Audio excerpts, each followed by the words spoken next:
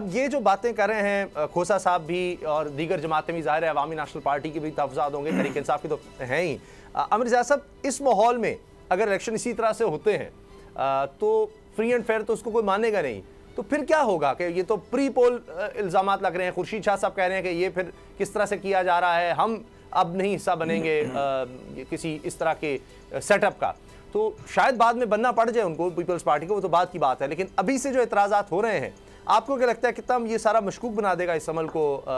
Election के? क्योंकि नून league तो आ गई है इलेक्शन मोड में, बाकी जमातें भी पीछे हैं।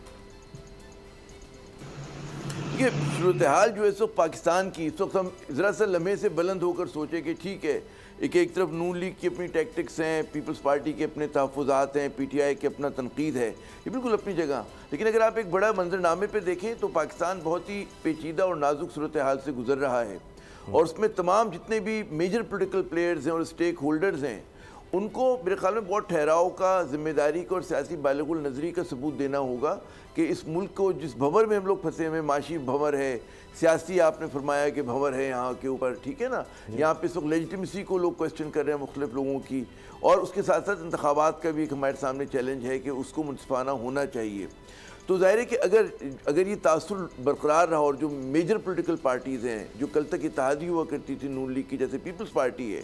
वो अगर अपना मतलब तहफ़्फ़ुज़ात का इजहार कर रहे हैं, तो मेरे ख्याल में ये एक वेकअप कॉल है हमारे इलेक्शन कमीशन ऑफ पाकिस्तान के लिए भी, और दीगर जो फैसला साज है, निगरान हुकूमत के जो लोग हैं उनके लिए भी, कि अवाम में या उन लोगों में इस तासुर को कैसे ख़त्म किया जा सकता है। पहली बात हुई कि वो तासुर पैदा हुआ तो क्यों हुआ, और दूसरी बात ये कि इस तासुर के साथ अगर आप इंतखाबात करते हैं तो फिर आप दुरुस्त फरमा रहे हैं, वो इंतखाबात जो है वो मुतनाज़ा करार पाएंगे, और जो पाकिस्तान को ज़रूरत है इस बात की कि एक मुस्तहकम हुकूमत हो, और हमारे यहाँ ये जो जूतियों में दाल बट रही है ये बटना बंद हो जाए, और पाकिस्तान जब मुस्तहकम हुकूमत हो तो वो फैसले कर सके जो हमें करने चाहिए अपनी मईशत के हवाले से, गवर्नेंस को इम्प्रूव करने के लिए, जो हमारे इदारे टूट फूट गए PIA जैसे, उनको ठीक करने के लिए, उनको प्रायोरिटाइज़ करने के लिए, उन बड़े फैसलों की तरफ हम जा सकें। तो ये चीज़ें अगर मतलब है कि रॉन्ग फुटिंग पे अगर जाके शुरू की जाती हैं तो वो पाकिस्तान के लिए एक अच्छी वो नहीं है, एक अच्छा शगुन नहीं है। और ये जो तहफ़्फ़ुज़ात जिसका इजहार किया जा रहा है, उसमें मेरे ख्याल में नून लीग एक पुरानी जमात है, सबसे तजर्बेकार इस वक्त अगर देखा जाए, नवाज शरीफ साहब के पास बहुत तजर्बा है,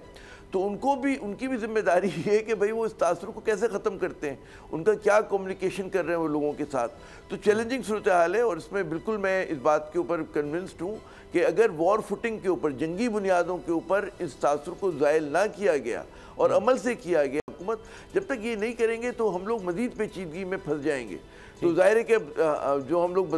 बतौर तज्ज़ियाकार तो हम सिर्फ मशवरा दे सकते हैं और ये बता सकते हैं कि अगर इसी रास्ते पे चलते रहे उसामा साहब तो उसके आगे मज़ीद मुश्किलात हैं। तो उस मुश्किलात से निकलने का कोई सबब होना चाहिए और किसी मिनिमम पॉइंट्स पे कंसेंसस होना चाहिए कि जहाँ पर लगे लोगों को जी आज़ादाना मुनसिफाना इंतखाबात हों, और हम ये भी बतौर रियासत पाकिस्तान तय करें और एक जो हमारे स्टेक होल्डर्स हैं वो तय करें कि जनाब इस मुल्क में क्या चीज़ गलत है और क्या दुरुस्त है। गलत क्या है कि क्या आपके यहाँ करप्शन कोई इशू है या हम लोग सब कुछ फॉरगेट एंड फॉरगिव करके आगे बढ़ने के लिए तैयार हैं। तो अभी ताकि इस तरह के जो शकूक व शुबहात हैं, इल्ज़ामात हैं, उसको दूर किया जा सके,